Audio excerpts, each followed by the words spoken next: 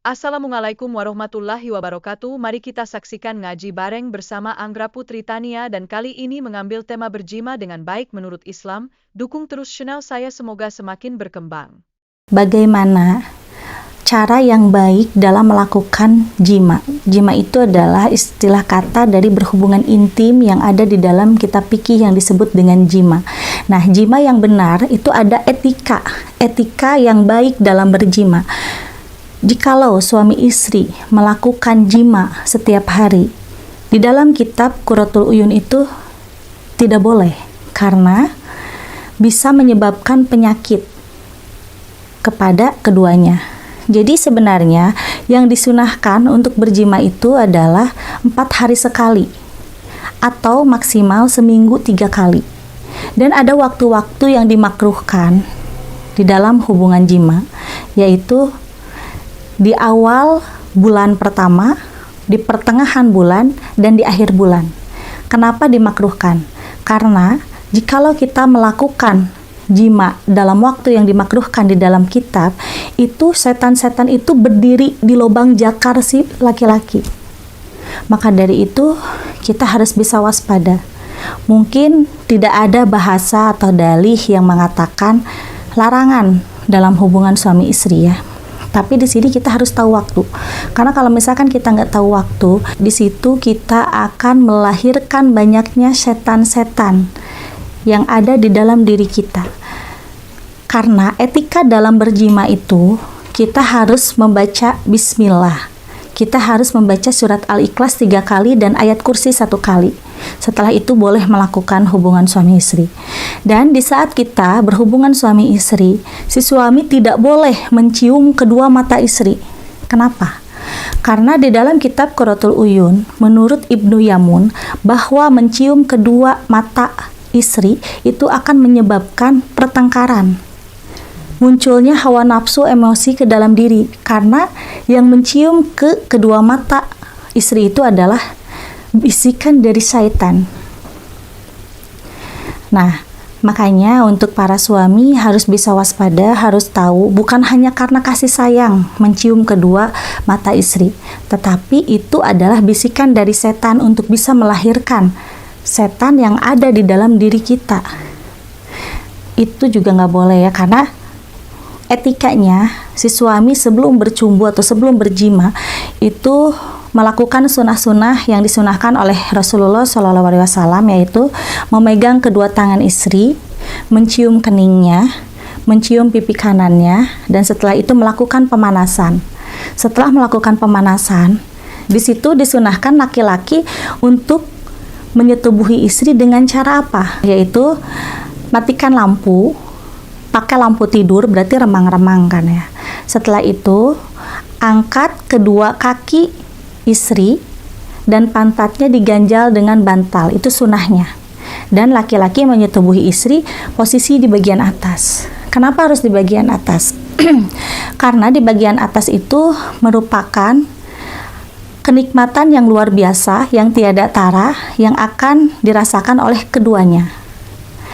Nah, banyak mungkin ya sahabat IMP, untuk para suami dan para istri yang pernah melakukan posisi bersetubuh seperti miring, atau misalkan si istri di atas, atau misalkan dalam posisi berlutut. Nah, itu di dalam kitab Qurratul Uyun itu tidak boleh. Karena dengan posisi menyetubuhi dengan cara berlutut, itu bisa menyebabkan sakit seluruh bagian tubuh. Dan kedua, di dalam posisi menyetubuhi istri dengan cara miring, misalkan tidur miring gitu kan, itu bisa menyebabkan sakit pinggang untuk keduanya. Dan posisi si istri di atas dalam bersetubuh itu juga tidak boleh, karena akan menyebabkan kencing batu kepada si istri. Nah, makanya di sini di dalam etika berjima itu kita harus benar-benar dipakai supaya apa yang kita lakukan dalam berjima itu sehat ya. Selain sehat pun juga diridhoi oleh Allah Subhanahu wa taala. Karena dalam hubungan berjima di dalam rumah tangga itu adalah sangat penting dan wajib. Tetapi wajibnya itu bukan berarti wajib harus setiap hari. Wajibnya itu atau sunahnya diperbolehkan maksimal seminggu itu 3 kali, minimalnya setiap 4 hari sekali. Dan ada juga waktu-waktu yang dimakruhkan selain 3 yang tadi saya sebutkan ya, awal bulan, pertengahan bulan, atau akhir bulan. Yang dimakruhkan selain itu ada di malam takbiran Idul Fitri dan malam takbiran Idul Adha. Nah, kenapa nggak boleh di malam takbiran Idul Fitri? Karena itu wajibnya kita bertakbir dan harus mensucikan diri tanpa adanya hubungan jima walaupun dengan muhrimnya. Nah, kenapa nggak boleh melakukan di malam takbiran Idul Adha? Karena pada saat itu malam Idul Adha itu adalah terbunuhnya anak-anak yang tidak berdosa, yang memang terbunuh dengan cara setan yang menyelimuti di dirinya orang-orang yang tidak iman dan takwa. Nah, seperti banyak mungkin orang-orang yang melakukan berjima, belum juga apa-apa udah mulai kesel, udah mulai bertengkar karena tidak sesuai dengan keinginannya si suami atau si istri. Nah, itu adalah tanda-tanda si suami atau si istri itu udah dirasuki oleh setan. Dirasukinya seperti apa? Bukan berarti setan masuk ke dalam diri manusia, bukan. Tetapi lubang jakar si suami itu ditumpangi oleh setan. Makanya, jikalau si suami tidak membacakan Bismillah atau ayat-ayat yang tadi saya sampaikan, di saat menyetubuhi istri, setan masuk ke dalam vaginanya si istri. Nauzubillahi min dzalik. Maka dari itu, kita harus benar-benar memakai etika dalam berjima. Kalau misalkan setan-setan itu masuk ke dalam vagina kita dan akhirnya si suami itu masturbasinya itu tidak akan pernah merasakan puas. Akan terus-menerus ingin mencoba hal yang di luar aturan. Contoh, udah mau keluar nih di dalam vagina, contohnya gitu kan. Tapi karena ada setan di dalam lubang jakarnya, berubah, ingin pindah ke dubur. Contoh, seperti itu. Nauzubillahi min dzalik. Karena orang yang melakukan jima ke dalam dubur itu haram. Masuk ke dalam dosa besar. 1, selain dari kesehatan itu bisa menyebabkan penyakit. Penyakit apa? HIV, kanker rahim kepada si perempuan, dan kepada laki-lakinya juga itu menyebabkan penyakit sifilis walaupun menyetubuhi dubur istri. Karena itu nggak boleh, karena dubur itu adalah tempatnya mengeluarkan kotoran. Makanya di dalam kitab Qurratul Uyun tidak boleh menyetubuhi istri ke dalam dubur, karena itu sungguh perbuatan yang haram dan termasuk ke dalam dosa besar. Nah, kenapa kok seperti dipersulit di dalam berhubungan suami istri? Sebenarnya tidak dipersulit. Ada teknik cara untuk bisa si suami merasakan kenikmatan yang luar biasa. Jadi sebenarnya tanpa harus berhubungan dalam posisi miring, posisi si istri di atas, posisi berlutut, sebenarnya ada cara atau teknik yang bisa membuat suami merasakan nikmat yang luar biasa yang tidak bisa dibandingkan dengan apapun. Yaitu dengan mempunyai wudhu sebelum berjima, membacakan Bismillah, Al-Ikhlas, dan juga ayat kursi supaya terhindar dari setan yang akan bersarang di lubang jakar si laki-laki. Di situ posisi si istri di bawah, pantat diganjal dengan bantal, dan di saat suami mau mengeluarkan mani dalam posisi di atas, si suami itu harus mengangkat pinggangnya si istri ke atas sedikit. Itu adalah sunnahnya menurut sabda Rasulullah SAW.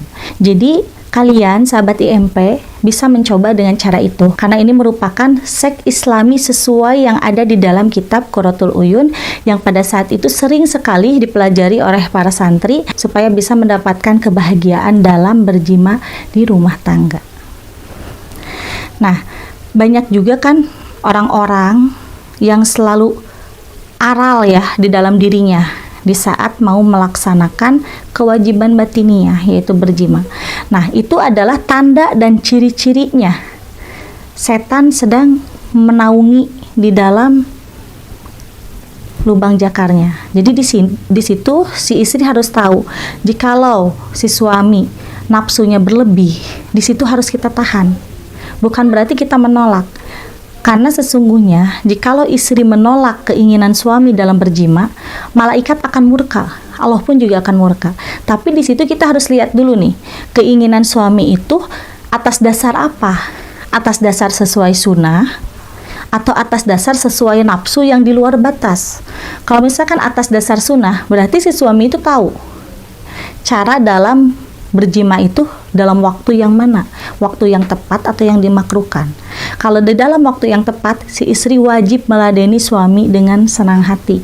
Tapi kalau di waktu yang dimakruhkan, si istri wajib menolak. Kalau misalkan waktu itu memang tidak boleh dipakai untuk berjima. Nah, seperti suami contoh yang ingin terus-menerus melakukan kesalahan dalam berhubungan intim, itu wajib kita tolak. Kalau nggak kita tolak, itu sama dosanya. Dua-duanya akan mendapatkan kemadharatan. Contoh nih, si suami selalu ingin menyetubuhi di dalam dubur.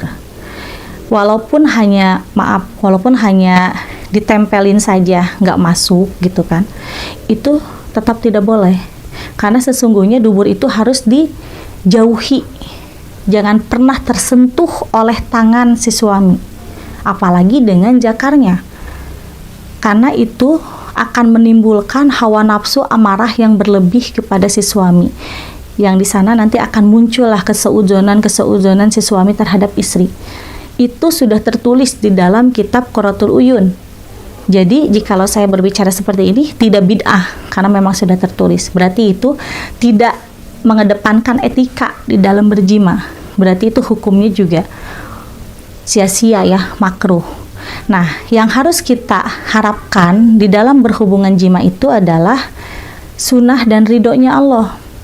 Karena kalau kita mengikuti sunnah, insya Allah hubungan rumah tangga akan baik-baik saja, akan adem ayem, akan harmonis, dan akan mendapatkan ridho Allah berupa milik rezeki yang berlimpah, yang memang diinginkan oleh setiap manusia di dalam muka bumi ini. Kita menikah ingin mendapatkan kekayaan, contoh gitu kan, ingin mendapatkan kekayaan, yaitu kaya hati, kaya harta, dan mendapatkan rezeki untuk bekal ibadah untuk anak-anak kita kelak nanti, untuk cucu-cucu kita. Nah, di situ salah satunya yang harus kita lakukan sebagai orang yang sudah berumah tangga, yang harus kita lakukan adalah etika dalam berjima. Jikalau kita salah melakukan jima, di situ kita akan salah dalam melakukan kehidupan di rumah tangga. Seterusnya kita akan salah dan selalu dirundung oleh masalah. Makanya jima itu hal yang wajib di dalam orang yang sudah berumah tangga, karena itu adalah ikhtiar batiniah. Nah, ikhtiar batiniah itu harus kita jaga dari sekarang. Kita punya anak, kita punya cucu, contohnya ya. Di dalam berjima itu kita harus benar-benar tepat pada waktunya. Jangan asal, karena kalau asal itu bisa mempengaruhi kepengaruh permasalahan di dalam rumah tangga. Nah, sahabat IMP, mungkin dari sekarang sahabat IMP pun juga bisa ya membaca kitab Qurratul Uyun dalam bab jima. Di dalam bab jima banyak sekali yang menerangkan kunci dalam kesuksesan berumah tangga, kunci dalam keharmonisan rumah tangga, dan kunci etika dalam berjima. Yang paling penting menurut saya itu adalah berjima. Kalau misalkan berjima sudah baik etikanya, akan baik kehidupan rumah tangga. Tapi kalau berjimanya salah, kehidupan rumah tangganya seterusnya akan salah. Karena setan sangat suka diam di dalam lubang jakar laki-laki atau suami yang memang ingin menyetubuhi istrinya di waktu yang salah. Makanya jangan heran kalau misalkan ada istri yang menolak suami jikalau waktu itu salah. Tapi jangan heran juga untuk istri jikalau suami ingin bersetubuh tiba-tiba marah-marah karena tidak sesuai dengan keinginannya. Itu salah satu tanda-tanda bahwa setan ada di dalam lubang jakar. Nah, bagi semua sahabat IMP yang sudah pernah merasakan hal seperti itu, mari kita sama-sama bertobat, kita sama-sama mengucap istighfar supaya kita diampuni oleh Allah Subhanahu wa taala dalam hal yang sepele dalam hubungan jima. Mungkin menurut manusia itu adalah hal yang sepele, tapi menurut Allah Subhanahu wa taala itu adalah hal yang sangat besar, karena etika dan adab dalam berjima itu utama dalam kehidupan rumah tangga. Di dalam kitab Qurratul Uyun memang tidak boleh melakukan berjima di hari lahir. Misalkan si istri lahirnya hari Senin, nah itu nggak boleh. Suami misalkan lahirnya hari Sabtu, itu pun juga nggak boleh. Jadi kita bisa ngambil hari-hari lain selain dari hari weton kita. Sebenarnya yang disunahkannya itu adalah kalau misalkan malam itu adalah malam Jumat. Kalau misalkan menyetubuhi siang, contohnya gitu kan, itu yang disunahkannya itu pada hari Jumat sebelum asar.